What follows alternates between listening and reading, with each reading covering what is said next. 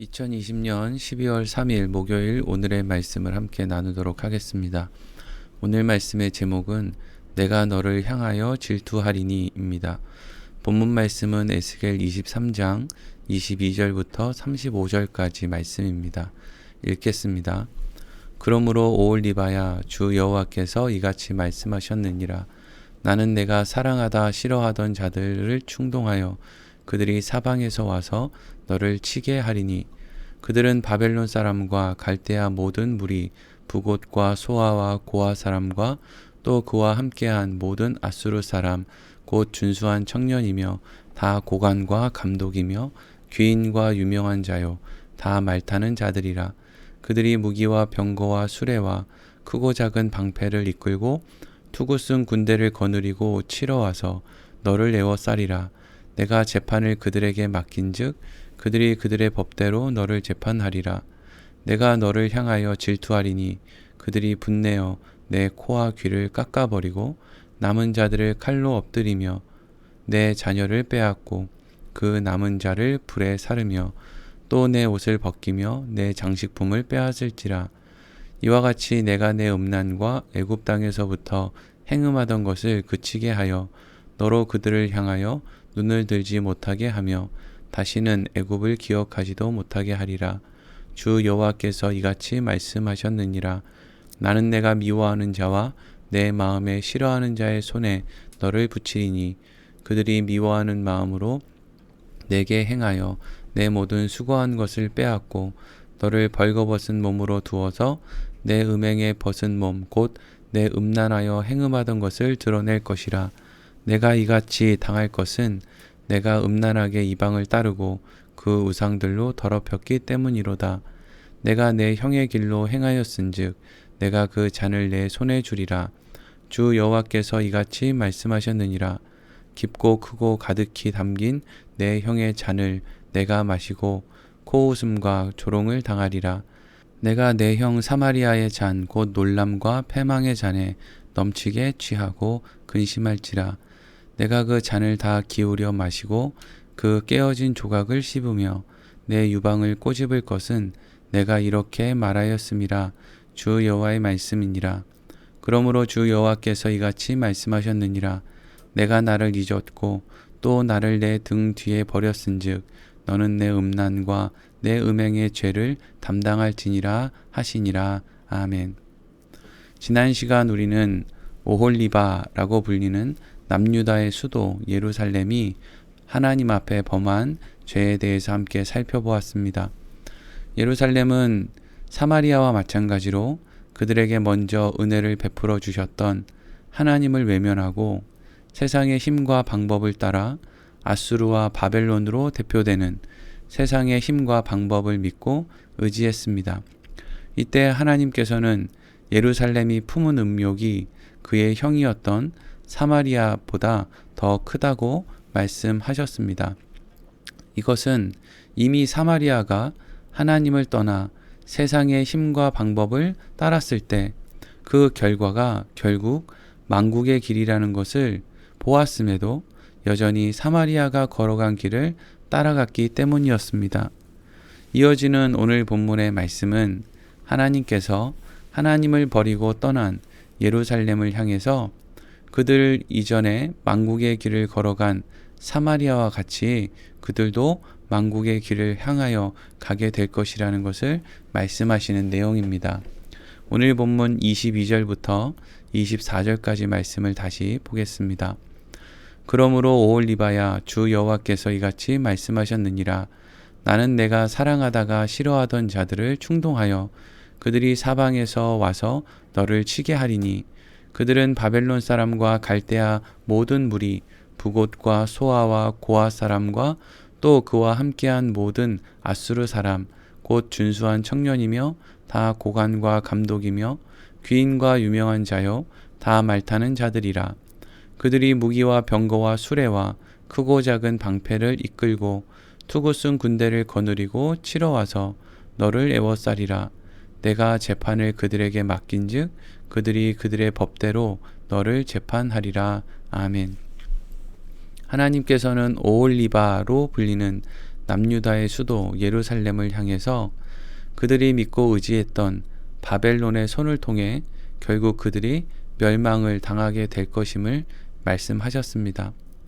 바벨론은 예루살렘의 마음을 사로잡았던 준수한 청년, 고관, 감독, 귀인, 유명한 자, 말타는 자의 모습으로 무기와 병거와 수레와 크고 작은 방패와 투구 쓴 군대를 거느리고 예루살렘을 공격할 것이고, 예루살렘은 그들의 공격을 막아내기 위해서 최선을 다해보지만 결국 그들이 그렇게 사모했던 그 세상의 힘의 공격에 의해서 그것을 이겨내지 못하고 결국 망국의 길을 걷게 될 것입니다.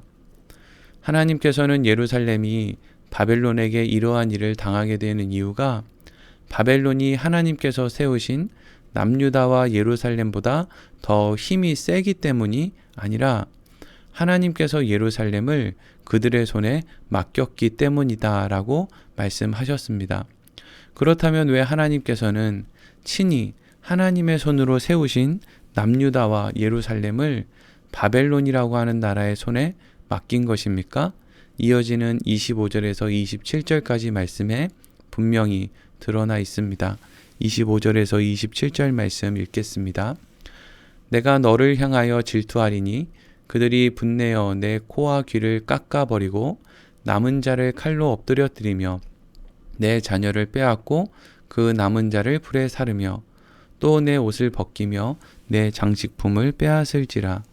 이와 같이 내가 내 음란과 애굽 땅에서부터 행음하던 것을 그치게 하여 너로 그들을 향하여 눈을 들지도 못하게 하며 다시는 애굽을 기억하지도 못하게 하리라. 아멘. 하나님께서는 예루살렘이 바벨론에 의해서 멸망을 당하는 가장 중요한 이유가 하나님께서 질투하시는 하나님이시기 때문이라고 말씀하셨습니다. 하나님께서는 하나님이 아닌 바벨론의 마음을 빼앗겨 세상의 마음을 빼앗겨 그들을 믿고 의지하는 모습 앞에 질투를 느끼셨다라고 말씀하셨고, 그렇기 때문에 더 이상 예루살렘을 보호해 주지 않기로 하셨다라고 말씀하시는 것입니다. 그리고 이어지는 말씀에서 이렇게 하나님의 보호하심이 떠난 예루살렘은 어떻게 된다고 합니까? 바벨론의 손에 의해서 코와 귀가 잘리고 많은 사람들은 죽임을 당하고 자녀를 빼앗기고 옷과 장식품을 빼앗길 것이라고 말씀하셨습니다. 하나님께서는 이렇게 끔찍한 일이 예루살렘에서 일어날 것이라고 말씀하셨고, 그 이유가 하나님께서는 질투하시는 하나님이시기 때문이라고 말씀하셨는데, 사실 하나님께서 질투하시는 하나님이시다라고 하는 말씀은 우리에게 아주 중요한 한 가지 교훈을 줍니다. 그것은 하나님께서는 누군가와 관계를 맺을 때 온전한 사랑의 관계를 맺길 원하신다 하는 것입니다. 하나님과 예수님이 온전한 사랑의 관계인 것처럼, 성부와 성자가 온전한 사랑의 관계인 것처럼 하나님과 관계를 맺는 모든 대상과 하나님께서는 그렇게 온전한 관계이기를 원하신다는 것이죠. 사실 하나님께서 질투를 하신다는 것은 쉽게 받아들이기가 어렵습니다. 왜냐하면 하나님께서는 전능하신 분이시기 때문에 질투라고 하는 감정을 느끼실 필요가 없기 때문입니다. 하나님이 원하시는 반응을 하지 않는 대상이 있다면 하나님은 그 전능하심으로 상대방을 사라지게 하면 되기 때문입니다. 그러나 하나님께서는 하나님의 전능하심으로 마음에 들지 않는 대상을 사라지게 하는 것이 아니라 예루살렘을 아예 이 세상에 존재하지 않도록 만들어 버리시는 것이 아니라 질투를 하신다고 말씀하시므로 결국 마음에 들지 않는 대상을 사라지게 하는 것이 아니라 그들의 마음을 돌이키기 위한 노력을 하신다라고 말씀하시는 것입니다. 우리는 이러한 말씀을 통해서 하나님께서 아무리 사마리아에 대해서 그리고 예루살렘에 대해서 겉으로 보기에는 끔찍해 보이는 심판을 선포하시고 또 그러한 심판을 행하신다고 해도 결국 그 모든 것들은 그들을 망하게 사라지게 하려는 목적이 아니라 그들을 궁극적으로 살리기 위해서, 하나님의 은혜 가운데로 인도해 내기 위해서 하나님께서 행하시는 일들임을 우리가 알게 되는 것입니다. 그리고 오늘 본문 마지막 절 35절 말씀을 읽겠습니다. 그러므로 주 여호와께서 이같이 말씀하셨느니라. 내가 나를 잊었고 또 나를 내 등 뒤에 버렸은즉 너는 내 음란과 내 음행의 죄를 담당할지니라 하시니라. 아멘.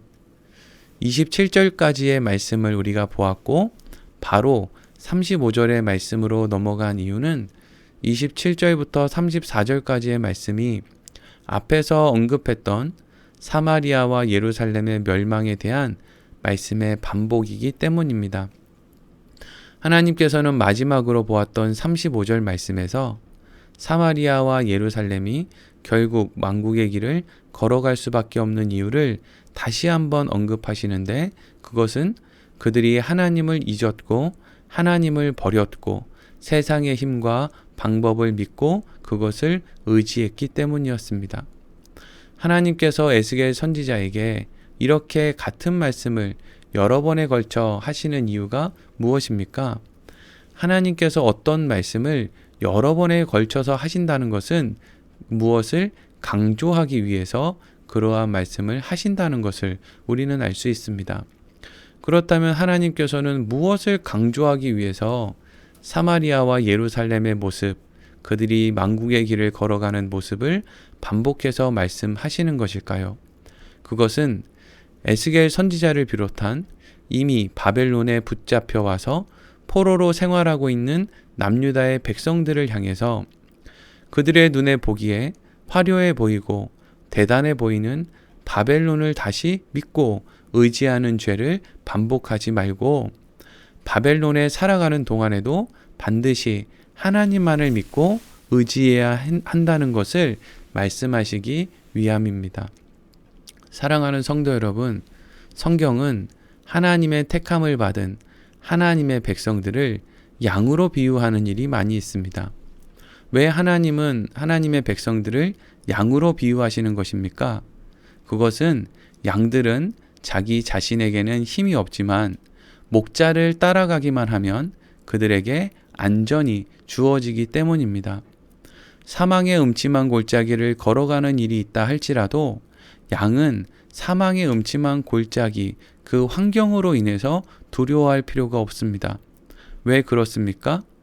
그 양들에게는 사망의 음침한 골짜기가 전혀 문제되지 않을 만한 전능하신 목자가 그들과 동행하고 계시기 때문입니다. 양은 아무리 주위 환경이 좋아도 목자를 잃어버리면 살아갈 수 없지만 목자가 함께할 때 양은 아무리 좋지 않은 환경도 문제가 되지 않는다는 것이죠.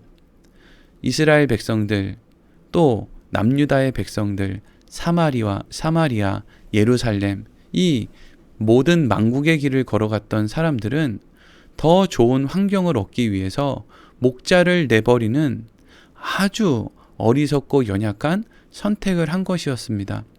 그래서 하나님께서는 계속 반복적으로 환경이 중요한 게 아니라 목자와 함께 가는 것이 중요하다라는 것을 가르쳐 주고 있는 것이죠.